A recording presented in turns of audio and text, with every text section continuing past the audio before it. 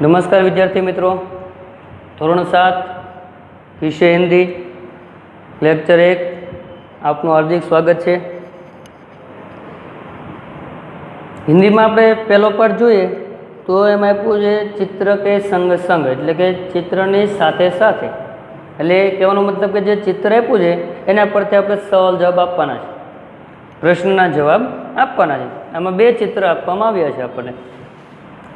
હવે આપણે જે અનુક્રમણિકા છે એમાં તમારે જોવું કે સાહિત્ય પ્રકાર લખેલું હોય છે, એ ખાસ યાદ રાખવું। આમાં કવિ કે લેખકનું નામ નહીં આવે, આમાં સાહિત્ય પ્રકાર આવશે। ગુજરાતીમાં બધું આવશે, સાહિત્ય પ્રકાર અને કવિ ને લેખકનું નામ। તો આપણે કીધું તે પ્રમાણે તમારે એક અલગથી નોટ બનાવવાની, અથવા તો ગુજરાતીમાં તમે વિભાગ પાડી દો, એક બાજુ હિન્દી ને એક બાજુ ગુજરાતી, તો પણ ચાલશે, બરાબર। એમાં શું કરવાનું તો કે પહેલાં ચિત્ર કે સંગ સંગ, પછી એનું સાહિત્ય પ્રકાર તો કે ચિત્રપાઠ, ચિત્ર આપ્યું છે એટલે ચિત્રપાઠ। હવે પ્રમાણે પહેલાં ચિત્ર જુઓ તો અનુમાન કરો કે શું શું દેખાઈ રહ્યું છે, બરાબર। તો આપણે પહેલાં સીધી રીતે ગુજરાતીમાં જોઈએ તો કે ભાઈ એક વ્યક્તિ પંપ લઈને સાયકલમાં હવા ભરી રહ્યો છે, એક વ્યક્તિ ફુગા વેચવા જઈ રહ્યો છે, મોચી રસ્તા પર બેઠેલો છે, એની બાજુમાં કૂતરું સૂતેલું છે, એક સ્ત્રી જે છે એ શાકભાજી વેચવા જઈ રહી છે, પોપટ જે છે એ દંડા ઉપર બેઠેલો છે, ઘરમાંથી થોડાક લોકો બારીમાંથી બહાર જોઈ રહ્યા છે, રસ્તા ઉપર ગાડી, ગાડીની પાછળ રિક્ષા, રિક્ષાની પાછળ બે વાહન જઈ રહ્યા છે, પક્ષી આકાશની અંદર ઉડી રહ્યા છે, બરાબર। મકાનો છે, વૃક્ષો છે। તો આ પ્રમાણે એટલું ચિત્રમાં જોવા મળે છે આપણને। તો એ જ ચિત્ર પરથી આપણે એના થોડાક સવાલ જવાબ આપવાના છે। પહેલાં ચિત્રની વાત કરીએ તો જો પાઠ સાવ સરળ જ છે, પણ એના જવાબ જે છે થોડાક મોટા પણ આવશે, એટલે ખાસ યાદ રાખવું, બરાબર। તો પહેલો પ્રશ્ન જોઈએ કે વह શું मांगे છે, તો કે પહેલે ચિત્ર में कौन कौन सी क्रियाएं हो रही है। તો આપણે જે ગુજરાતીમાં બોલીએ બધું જ હિન્દીમાં ટ્રાન્સલેશન કરી નાખવાનું, બરાબર। શું કીધું કે પહેલા ચિત્રમાં કઈ કઈ ક્રિયા થઈ રહી છે, તો પહેલે ચિત્ર में કે कौन कौन सी क्रिया हो रही है, तो कि एक साइकिल वाला पंप से हवा भर रहा है। जो અત્યારે હું જવાબ બોલું છું એ સાથે સાથે તમારે લખતું પણ રહેવું, જેના કારણે શું થાય, કારણ કે નોટ બનાવવાની છે તો પાછળથી તમારે લખવાની જરૂર પડે નહીં, સાથે સાથે લખાઈ જાય વિડીયો જોતા જોતા। तो पहले चित्र में कौन कौन सी क्रिया हो रही है, तो कि पहले चित्र में साइकिल वाला साइकिल में हवा भर रहा है, अथवा साइकिल वाला पंप से साइकिल में हवा भर रहा है।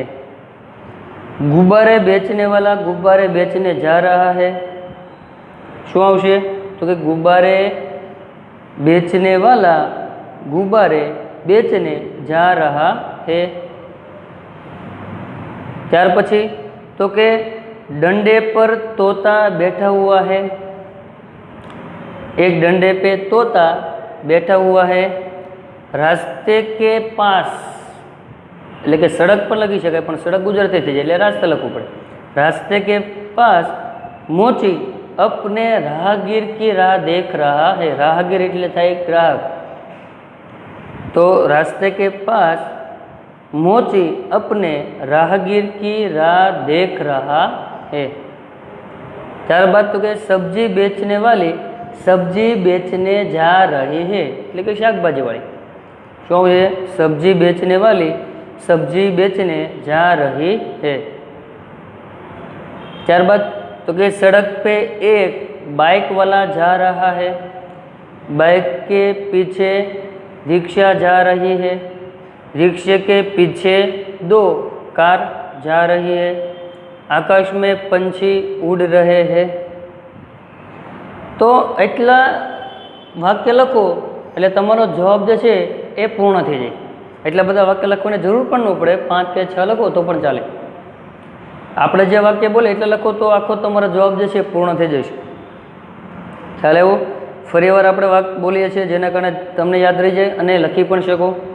तो कि पहले चित्र में कौन कौन सी क्रिया हो रही है, तो कि पहले चित्र में साइकिल वाला पंप से साइकिल में हवा भर रहा है, गुब्बारे बेचने वाला गुब्बारे बेचने जा रहा है, एक डंडे पे तोता बैठा हुआ है, सड़क के पास मोची अपने राहगीर की राह देख रहा है। सब्जी बेचने वाली सब्जी बेचने जा रही है। सड़क पे बाइक वाला जा रहा है, बाइक के पीछे रिक्शा, रिक्शे के पीछे 2 कार जा रही है। आकाश में पंछी उड़ रहे हैं।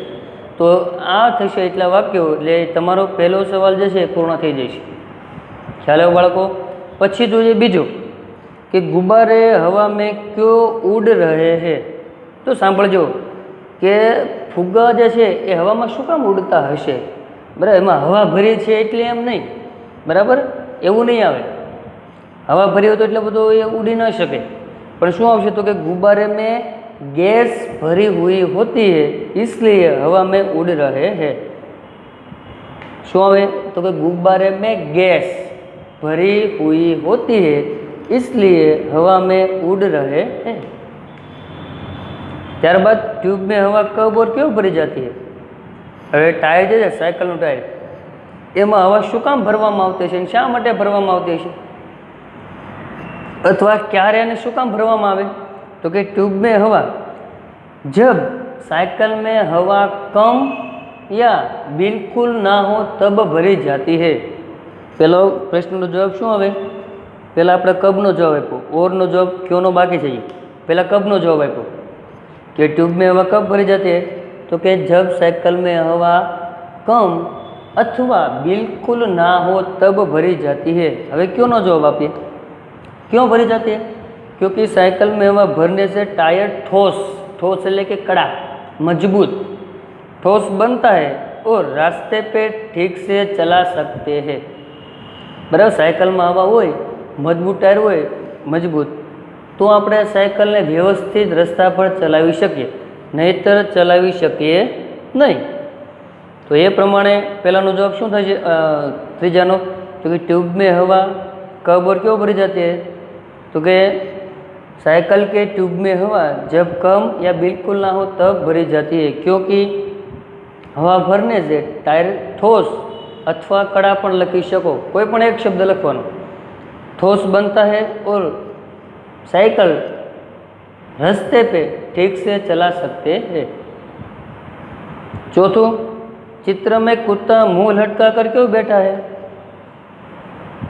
बराबर, एना घणा बधा जवाब आवशे पाछा। जे जवाब लखो साचो पड़े कारण के अनुमानथी आपणे लखवानुं।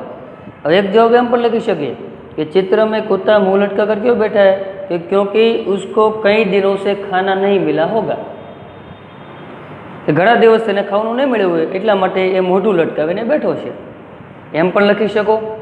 अथवा एम पण लखी शकाय क्योंकि वह आराम कर रहा है, એટલા માટે પણ મોઢું લટકાવીને બેઠો હોય એટલે કોઈ પણ લખી શકો। જવાબ લખો ગમે તે સાચો પડે।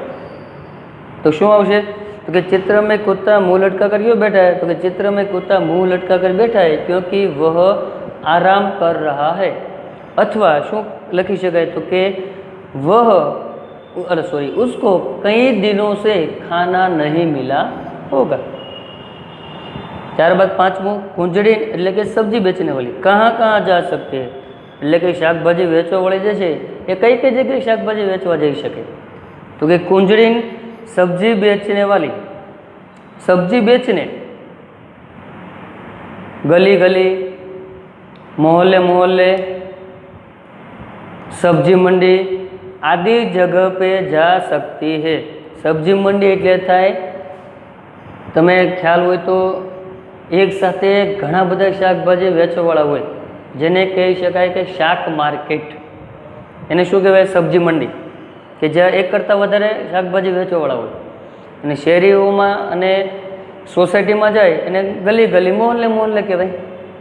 तो कुंजड़ीन सब्जी बेचने कहाँ कहाँ जा सकते हैं तो कि कुंजड़ीन सब्जी बेचने गली गली मोहल्ले मोहल्ले सब्जी मंडी आदि जगह पे जा सकती है। रिक्शे में एक ही यात्री क्यों बैठा है? बराबर, एनो जवाब शू आवे कि रिक्शा में भाई एक ज यात्राळु अथवा तो मुसाफर केम बैठो होय छे तो कि रिक्शे में एक ही यात्री बैठा है क्योंकि रिक्शे वाले को कोई दूसरी सवारी नहीं मिली होगी। शू आवशे? एक ही यात्री क्यों बैठा है रिक्शे में तो कि रिक्शे वाले को कोई दूसरी सवारी नहीं मिली होगी। अथवा एम पर लखी शकाय रिक्शे वाले को कोई दूसरा मुसाफिर नहीं मिला होगा। ખ્યાલ આવ્યો બાળકો? તો આ તો પહેલા ચિત્રનો જવાબ. ત્યારબાદ બીજું ચિત્ર જુઓ તો એમાં શું આપ્યું છે? તો કે પહેલા ચિત્રથી થોડુંક વિરુદ્ધમાં છે કે જે સાયકલ પંપમાં ભરતો હતો એનાથી ટ્યુબ ફાટી ગઈ. હવે સ્વાભાવિક અચાનક કંઈક ભમ કરીને અવાજ આવે એટલે લોકો ડરી જ જવાના. જેના કારણે શું થયું? તો કે એ તો નીચે પડી ગયો, બરાબર. એની સાથે બીજું શું થયું? તો કે જે દંડા પર પોપટ બેઠો હતો એ પણ ઉડી ગયો. કૂતરું સૂતેલું તે ભાગવા માંડ્યું, બરાબર. મોચી હતો એ ત્યાંથી ક્યાં આવી ગયો? તો કે રસ્તા પર આવી ગયો કૂદકો મારી ડરના કારણે. બીજું તો કે જે ફુગ્ગાવાળો વેચો જતો હતો એના ફુગ્ગા પણ હાથમાંથી છૂટી ગયા. ત્યારબાદ જે શાકભાજી વેચવાવાળીની જે માથામાં ટોપલી હતી એ પણ જમીન પર નીચે પડી ગઈ. ત્યાર પછી રિક્ષાવાળો જે બાઇકવાળો છે, એનો મતલબ કે ગાડીવાળો, એ ત્યાં જુએ છે. એના કારણે એ શું થયું? તો કે રિક્ષાવાળાએ પાછળથી અથડાવી દીધી, ટક્કર મારી દીધી. એના પણ બે જવાબ આવશે એ આપણે જોઈશું, બરાબર. અને બારીમાંથી લોકો જે છે આમ તેમ જોવા લાગ્યા. એટલે એ પ્રમાણે જુઓ તો પહેલાં ચિત્રમાં માણસો એમાં જુઓ બે જ દેખાય છે વ્યક્તિ, પણ જેવો જ અવાજ આવ્યો એટલે 3 થઈ ગયા. એટલે એ પ્રમાણે ચિત્રમાં ઘણું અલગ અલગ વસ્તુ જોવા મળે છે. ખ્યાલ આવ્યો? તો આ પ્રમાણે બીજું ચિત્ર છે, તો એના પરથી જવાબ જોઈએ તો શું આવશે? તો પહેલો પ્રશ્ન આપણે જોઈએ, જો ઘણા અગત્યના છે, ખાસ ધ્યાન રાખજો, મહત્ત્વના છે. તો પહેલો તો કે ટાયર ફટને પર ક્યાં ક્યાં હુઆ, બરાબર. તો કે કહેવાનો મતલબ કે ટાયર ફટ્યું તો શું શું થયું? પહેલાં ચિત્રમાં શું હતું? તો કે ટાયરમાં હવા ભરતો હતો ત્યારે શું શું થઈ રહ્યું હતું? હવે એ આપ્યું, એ આપણે જોઈ લીધું. હવે એ આપ્યું કે વધારે હવા ભરાઈ ગઈ, બરાબર, એટલે ટાયર ફાટી ગયું. તો ફાટ્યા પછી શું શું થયું? તો એ ચિત્ર પરથી આપણે જવાબ આપીએ, બરાબર. તો શું શું થયું? જો આપણે જે ગુજરાતીમાં બોલ્યા એનું આપણે હિન્દીમાં લખી નાખવાનું. તો પહેલાં શું છે? તો કે પંપ સે હવા ભરને વાલા જમીન પર ગીર ગયા.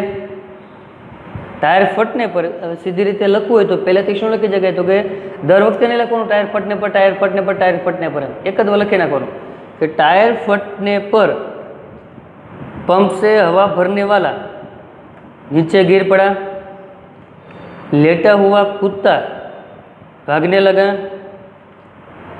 टायर फटने की आवाज़ सुनकर मोचे रास्ते पर आ गया,